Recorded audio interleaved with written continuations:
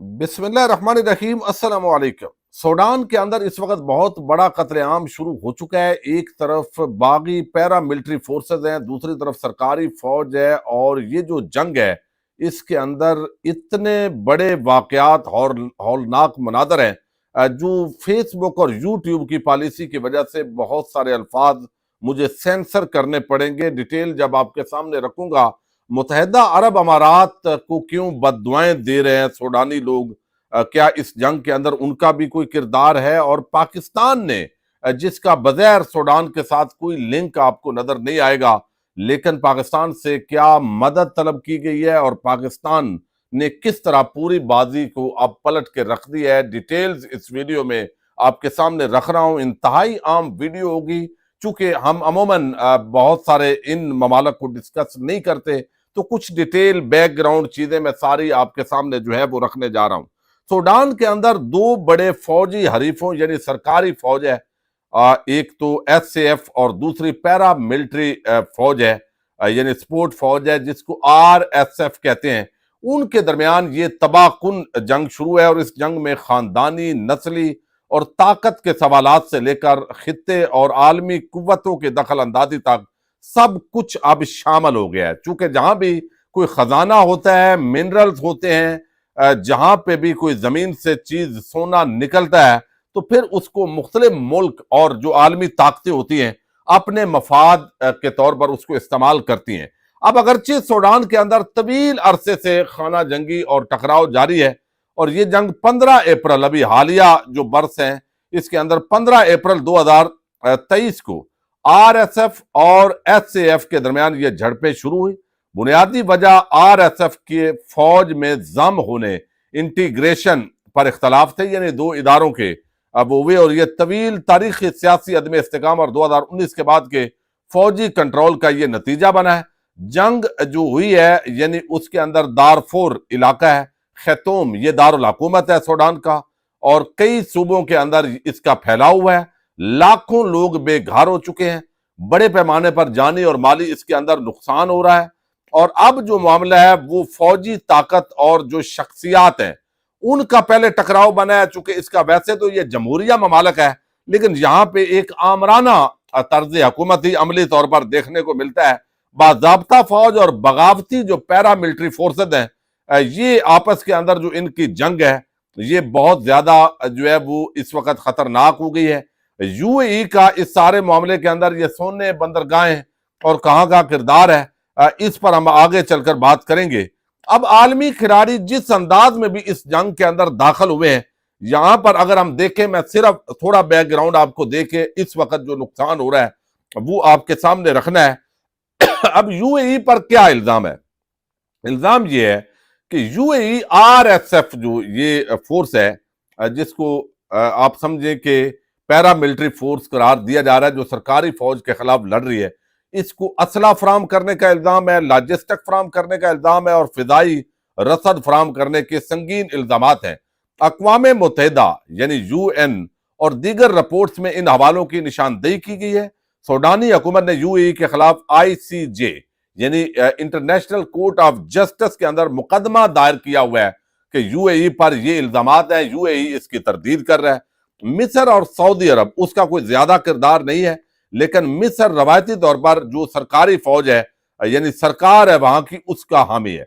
Saudi अरब मुज़ाकरात की ही कोशिश करता है, अब वो कोई कामयाबी नहीं हुई। रूस के अपने वहां पे सोने और मादनी ज़खायर के हवाले से वहां जो कंट्रैक्ट्स हैं, प्राइवेट मिलिट्री कंट्रैक्टर की मजबूती, ये अफ्रीकी चूंकि मुल्क है, अरेबिक यहाँ पे बोली जाती है जो लैंग्वेज है, और अंग्रेजी भी ऑफिशियल लैंग्वेज है। अब यहाँ पे जो सारा मामला इस वक्त हो रहा है, अमेरिका सबसे बड़ा सॉरी हंगामी इमदाद देने वाला ये मुल्क है।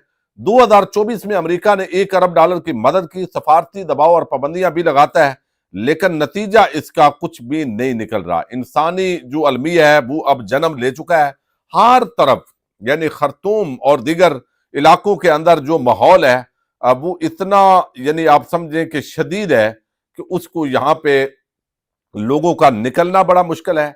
एक कत्लेआम किया जा रहा है, बहुत सख्त टकराव हो रहा है। जब एक फरीक को पता चलता है कि इस बंदे का ताल्लुक या लिंक وہ فلاں دوسرے فریق سے جو ہے وہ جڑتا ہے تو وہ پھر اس کو قتل کر دیا جاتا ہے. اور بی بی سی نے اور انٹرنیشنل یعنی الجزیرہ نے، رائٹرز نے، بہت سارے انٹرنیشنل میڈیا نے جو رپورٹس دی ہیں وہ اتنی ہولناک اور خوفناک ہیں کہ جس کے اندر کہ کیسے لوگ وہاں سے نکلے ہیں ایک علاقے سے، راستے میں ان کو کتنے گھنٹے پیدل چلنا پڑا ہے اور کیسے وہ ہوا ہے. میں ساری جو رپورٹس ہیں ان کی روشنی میں جو اس کا خلاصہ ہے اب وہ میں آپ کے سامنے رکھ کے بتاتا ہوں کہ پاکستان جو ہے اس کا اس سارے معاملے کے اندر کس طرح اب سوڈان نے مدد طلب کی ہے اور پاکستان اب مدد کرنے جا رہا ہے.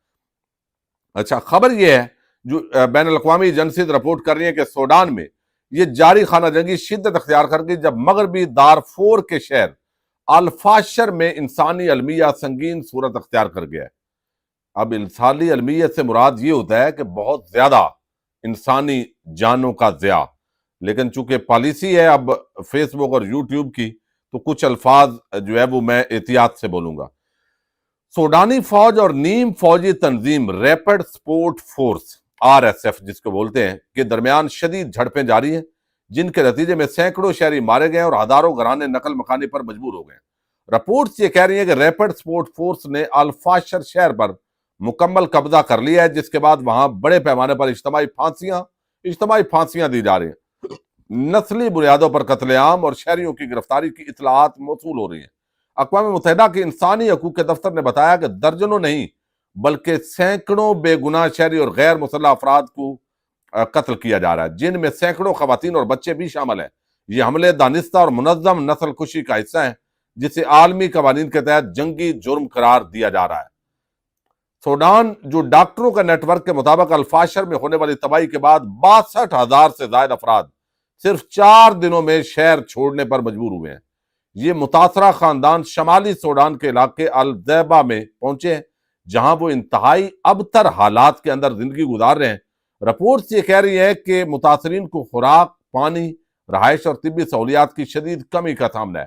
انسانی حقوق کی تنظیموں نے یہ خدشہ ظاہر کیا ہے کہ نقل مکانی کرنے والوں کی تعداد میں تیزی سے اضافہ ہوگا کیونکہ دارفور کے بیشتر علاقوں میں صورتحال مزید بگڑ رہی ہے. یعنی آپ دیکھیں کہ ایسی درندگی ہے کہ بھئی آپ نے اگر کسی علاقے پہ قبضہ کر لیا تو خواتین، بچے، بزرگ، بڑے، جوان ان پہ رحم کریں بس ٹھیک ہے، لیکن قبضے کے بعد قتل عام یہ ایک شدید وحشت انگیزی ہے اور یہ جنگی جرم ہے. اب یہ بحرین میں ہونے والی منامہ ڈائلاگ سیکورٹی سمٹ میں برطانیہ، جرمنی اور اردن کے وزراء خارجہ نے سوڈان میں فوری جنگ بندی اور انسانی امداد جو ہے اس کی فراہمی کا مطالبہ کیا ہے. برطانیہ جو ہے اس کے وزیر خارجہ نے کہا ہے کہ سوڈان میں جو کچھ ہو رہا ہے وہ انسانی تاریخ کا ایک سیاہ باب ہے. اجتماعی قتل، جنسی تشدد اور بچوں اور خواتین پر ظلم نے دنیا کو جھنجھوڑ دیا ہے. جرمن وزیر خارجہ نے اسے تباہ کن اور قیامت خیز صورتحال قرار دیا ہے. اقوام متحدہ کے مطابق اپریل 2023 سے جاری خانہ جنگی میں اب تک 20,000 سے زائد افراد جو ہے وہ ہلاک ہو چکے ہیں اور 1,50,00,000 سے زیادہ جو لوگ ہیں وہ ہو گئے ہیں اس وقت بے گھر ہو گئے ہیں. اب اس سارے معاملے کے اندر جو اس وقت UAE ہے وہ بتایا جا رہا ہے چونکہ UAE ان کی مدد کر رہا ہے. یہ جو RSF ہے، باغی جو فورسز ہیں، چونکہ وہاں پہ سونا، جواہرات اور کچھ چیزیں نکالنے کے لیے الزام یہ ہے UAE پر کہ یہ مدد فراہم کر رہا ہے، اس لیے وہاں امام مسجد اور باقی جو ہے وہ بددعائیں مختلف علاقوں کے اندر UAE کے جو شاہی خاندان ہے اس کو دی جا رہی ہیں. یہ اس وجہ سے باقی عرب ممالک بھی اور امریکہ کی انٹری نہیں ہوئی چونکہ UAE اس کے اندر جو ہے وہ اس کا لنک ایک بنایا جا رہا ہے.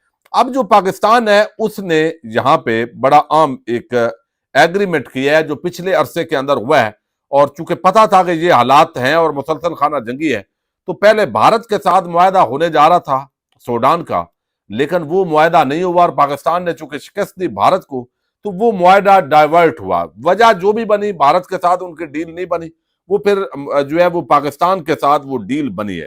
اب Pakistan and Sudan military signed a document, یعنی پہلے یہ معاہدہ تھا $1.2 بلین کا کہ پاکستان سے فائٹر جیٹس خریدنے تھے اور پھر وہ جو ہے اس کے اندر جو ایگریمنٹ تھا چائنا وہ کچھ چیزیں اس نے فراہم نہیں کی جس کی وجہ سے وہ معاہدہ نہیں ہوا اور اب یہ معاہدہ بڑھ کے جو ہے وہ 2.30 ملین یعنی 230 ملین ہے تو 2.30 بلین جو ہے یہ ڈیفنس پیکٹ ہو گیا ہے، ڈیل ہو گئی ہے سوڈان کے ساتھ پاکستان کی، کیونکہ پاکستان کے جو فائٹر جیٹس ہیں وہ اب دنیا میں تسلیم کیے جا رہے ہیں، جو چائنا کی مدد کے ساتھ یہ تیار کیے گئے ہیں۔ تو یہ ڈیل ہوئی ہے انکلوڈنگ 30K-8 اٹیک جیٹس، یہ 30K-8 جو جیٹس ہیں یہ فراہم کیے جا رہے ہیں، اور شاہپور یہ 40 شاہپور 2 UCAVs یہ فراہم کی جا رہی ہیں، 200 MR-10 فراہم کی ڈرونز دیے جا رہے ہیں، اور 230 محافظ 6 یہ آرمڈ ویہیکلز ہیں فار سوڈان آرمی۔ تو سوڈان آرمی کو اب پاکستان جو ہے وہ ایک ڈیل ہوئی ہے، اس کے تحت مدد فراہم کرنے جا رہا ہے، اور یہ 31 اکتوبر ابھی 2 دن پہلے یہ فائنل ہوئی ہے۔ پہلے ایک ڈیل کا معاہدہ ہوا تھا یہ غالباً اگست کے اندر، لیکن اس کے اندر پھر ترمیم کر کے اب 2 دن پہلے یہ باضابطہ طور پر اس کی اپروول ہوئی ہے۔ جو گاڑیاں پاکستان سے جنگی جا رہی ہیں، طیارے فائٹر جیٹس جا رہے ہیں، ڈرونز جو ہے وہ دیے جا رہے ہیں مختلف طرح کے، اور اب the deal comes amid the devastating civil war between RSF and Sudan's military۔